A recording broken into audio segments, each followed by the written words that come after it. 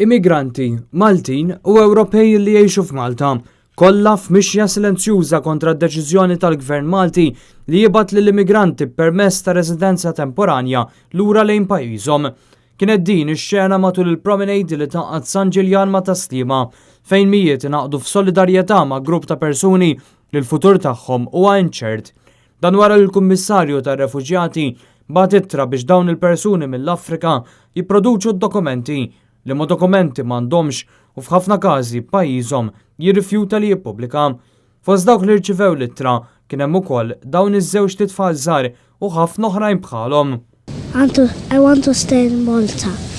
Ommhom Rita tispjega kif hiju l-partner tagħha meta jħarsu lejn uliedhom qed jispiċċaw jibku hekk kif ma jarawx futur għalihom b'riskju wkoll li jinqatlu jekk ikunu sfurzati lura lejn pajjiżhom. Break my heart ever since I'm very depressed, especially my partner Innocent. Every day he cries. He cries about the children. When he look at them, he cries. So the thing is getting out of hand. We need more help.